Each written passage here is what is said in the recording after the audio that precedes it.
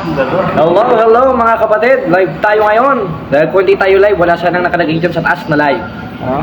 At sumayin nyo ang kapayapaan ng Diyos. At ngayon ay nagkakaroon na ng malakultong rally ang Iglesia ni Cristo ni Manalo dyan sa EDSA na napakaraming mga mamamayan ng matitino ang naapektuhan dahil doon sa kanilang pagkakaisa daw kuno. Yung sinasabi sa 4:4:5 hanggang 6 ng Efeso na pagkakaisa, yan yung pagkakaisa sa pagsunod sa utos ng Diyos. At isa doon sa unang Tesalonicas 5:21-22, yung paglayo sa bawat anyo ng masama. At isa sa anyo ng masama, yung kaguluhan. Ang ginagawa nila, nanggugulo na sila. Bakit ko sinabi ng gugulo? Dahil nagkakainitan na sila kasama yung mga pulis. Hinarang nila yung bus lane nung New Era University bus nila. Nasa matinong isip ba itong mga mamamayan na ito? Anong pinaglalaban ng mga ito? Accountability? For better democracy? O si Marcoleta? Si Marcoleta po, si Marcoleta ang kanilang pinaglalaban. Na may kasong plunder. Therefore, itong mga Iglesia ni Cristo, protector ng kriminal na tumanggap ng suhol na konsideradong plunder. Ay, naku naman talaga, oo. Ano na nangyayari sa Pilipinas, mga kapatid, mga kababayan? Sa Diyos pa ba yung kilusan na yan o sa demonyo? Bakit? 14:33 ng unang Korinto, dahil yung tunay na iglesia na referred si 16:16 of Book of Rome na Church of Christ ay tinawag na iglesia ng mga banal. At kahit kailan, hindi magiging banal kung ang puno mismo ang nag-e-endorso na mag-rally, magkampi-kampi para guluhin ang EDSA at doon sa People Power Monument, doon sa, ewan ko anong tawag sa monument na yun, na hinarang maski nila yung bus nila doon sa daanan ng mga bus.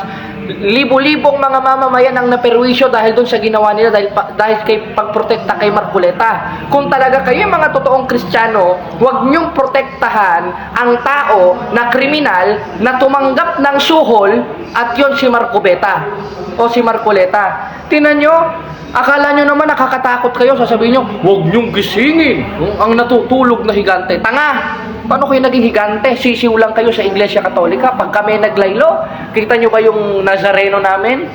Yung translasyon namin? Mga taga-Quiapo pa lang yun, pero hindi na mahulugang karayom. Kayo, lokal dito, ilang distrito na yung pumunta. Ay, nako, inulan pa nga. Inulan tanda lang yan, nagalit sa inyo ang Diyos. Galit sa inyo ang Diyos sa ginagawa ninyong pagkakampi-kampi. Hindi yan pagkakaisa sa isang katawan. Bakit?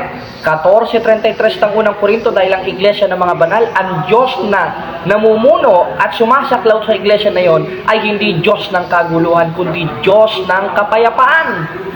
20, 21, 22 ng 1, na kung paanong kapayapaan ang ibinibigay ko sa inyo, sumayin nyo nawa ang kapayapaan. Kapayapaan paano naging kapayapaan yan? Hindi naman kayo permitted.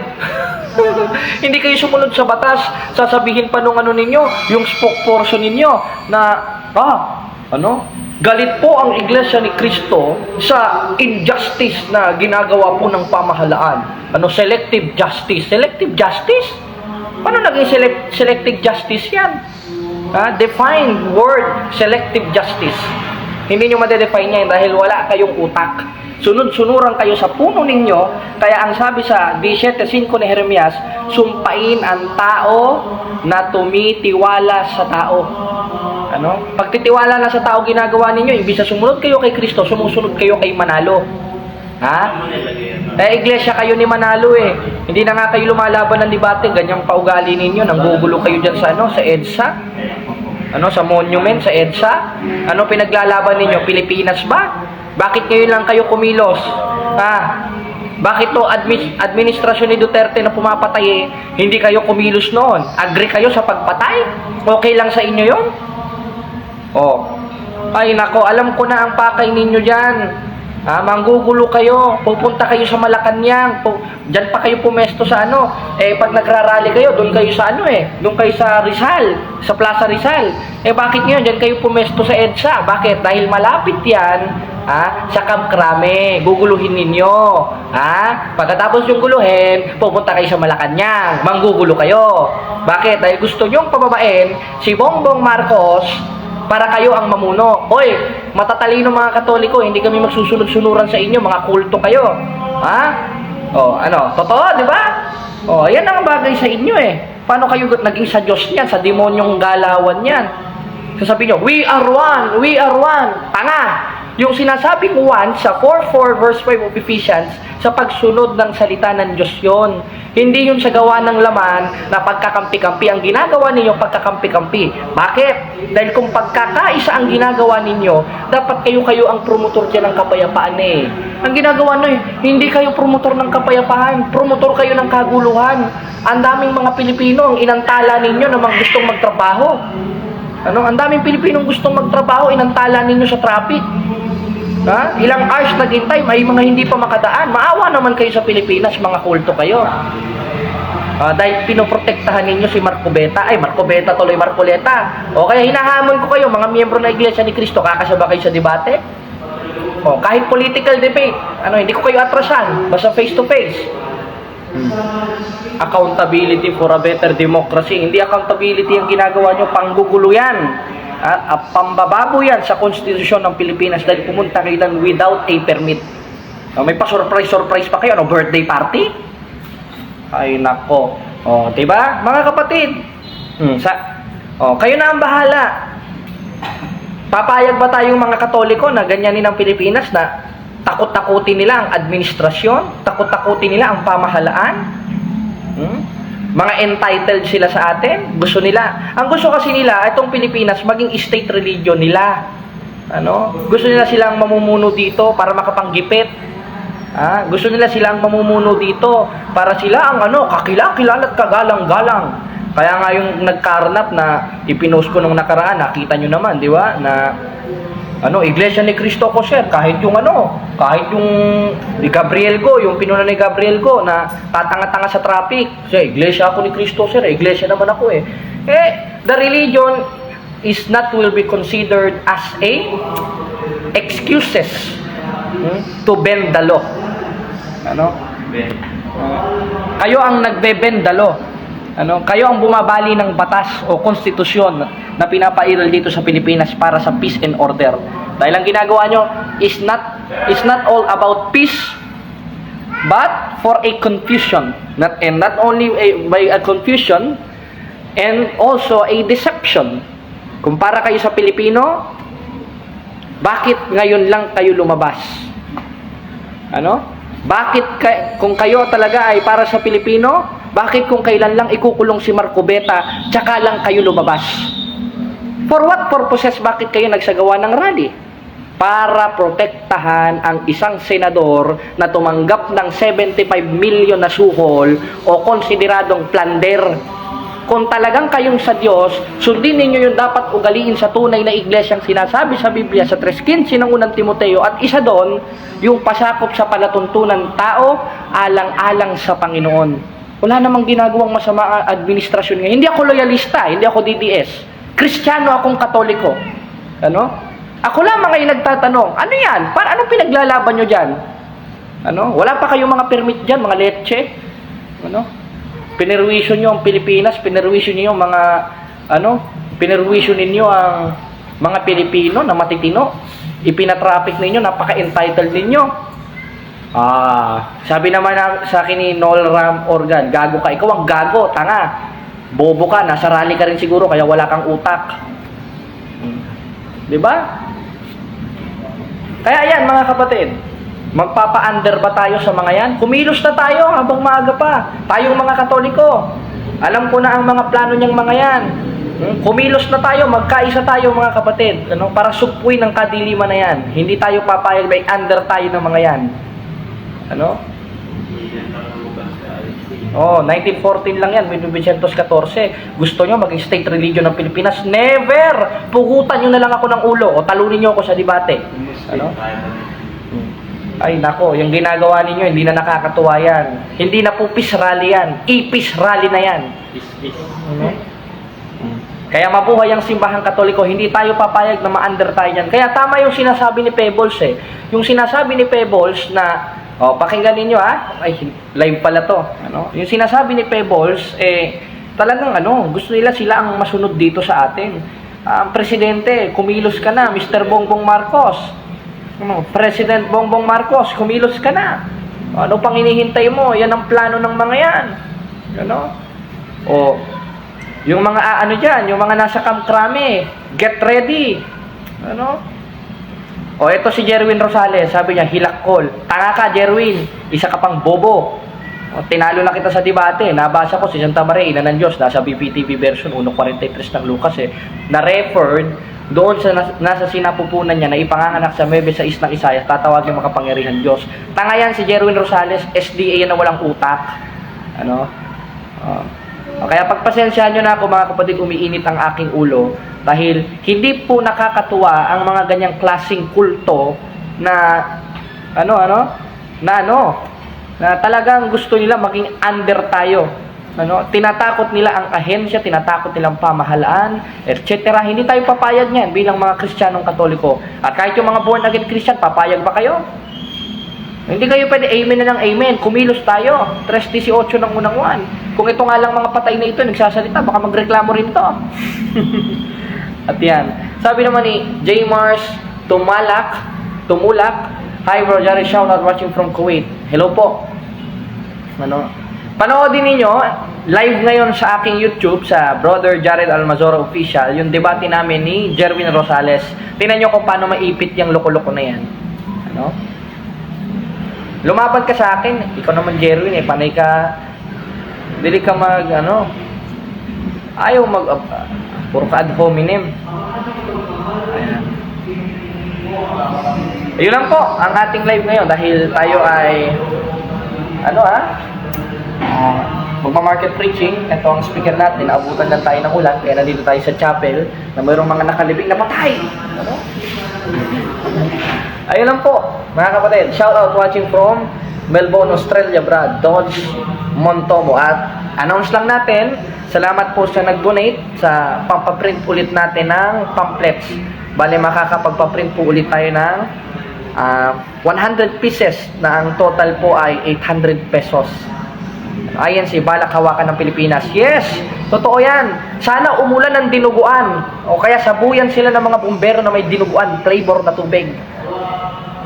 O kaya sabi ni Saf Belaroso, dapat din mag-rally tayo. Yes, tama po yan. Mag-rally rin tayo. Pagkakaisa sa ating pananampalataya, magdala tayo ng rosaryo, magdala tayo ng malalaking santo, itaas natin ang krus, 3:14 ng 1. Hindi ang mga kung sino mang mga politicians. Hindi politicians ang ating itataas. Ang itataas natin si Kristo. Kaya huwag tayo papayag na ganyan. Yung mga taga Manila, kailan tayo kikilos? Kailan natin kukontrahin yung mga yan na protektor ng mga kriminal? O sabi naman ni Jerwin Rosales, aso. Alam mo, Jerwin, yung aso, sa 56:11 hanggang 12 ng Isaias, pastor yon. Pastor na hindi nakakaunawa ng SDA ng mga sulpot. Dahil sa 24:24 ng Mateo, yung mga bulaang propeta, mga bulag, mga ahente ni Satanas sa 4:4 ng ikalawang Korinto. Yun lang po mga kapatid. Salamat sa Diyos. Pepeso na kami. God bless. Yan na, sumayin nyo ang kapayapaan ng Diyos mga kapatid, sana ay nasa mabuti kayong kalagayan. At kita nyo ang chat sa atin, i-flash ko sa screen ha, ang chat sa atin ni Prophet Louie, bago kami magdebate sa Cebu, nagyabang siya. Anong sabi? Ayos yan bata, walang personalan pero ilalampaso kita. Pagdating sa Bible, grabe, ilalampaso pala ako, mag-aral ka na mag-aral ako kahit hindi. Wala pa akong hawak na Bible, tsak tatalunin kita, nandito ako sa katotohanan. Ito pa sabi niya noong June 2, bago ko umalis. Ito ha, walang personalan pero talo ka talaga, sure, 100%. Nagkalkula pa siya ng 100% na tatalunin niya daw ako sa debate. Pero ano ba nangyari sa debate? Sino bang natalo? Sino ba ang napahiya? Sino ba naging bobo sa debate na yon? O tingnan nyo, i-play natin yung video kung saan ako naman ang under cross-examination, yung ako naman ang itatanong. Tingnan nyo, hindi marunong magtanong. Sabi niya, kaya niya daw akong talunin. Pero siya na nga nagtatanong, siya pa natalo. Tingnan nyo, panoodin natin. Examination. Timer. So, unang tanong. Timer Start now. Okay. Okay, ngayon, patunayan ko na napakasimple lang na debate ito dahil number 1, ang pari lang ang tukoy. Sorry, boss, ang time. Bakit? What is your objection? Moderator, huwag ka komentaryo. Ang karapatan mo magtanong ko sa I am under cross. Okay. Ano ba? Sabi ko ako magsalita kayo ron. 5 minutes. Sinabi ko cross-examination. Magtanong ka muna. Sorry. 10 minutes. Sorry. sorry, sige. Uulitin Sige, ko. sige, sige. Okay, Ipatuloy okay. na, ipatuloy pa Sorry, yung sorry. time. Nakapos yung time, nakapos. Tanong pala. Sorry. Sige. Di ko 5 minutes. 10 minutes, okay. Bago tayo ulit sa tanong. Okay, okay. Examination. Okay. Sige. Yung role mo yung magtanong lang. Tanong lang. Mag-start ng yung oras. Timer start. Okay. Now, time. Go. Brother Jared, now, number 1, hindi ako tutol na may tawagin pare, Ayun. Father, hindi. Father, kahit dito sa mga bangkita lang, may tinatawag father. Objection, Moderator. Kaya, oh. Time. Stop. Objection, Moderator. Ang tungkulin niya magtanong. Mamaya ka mangomentaryo.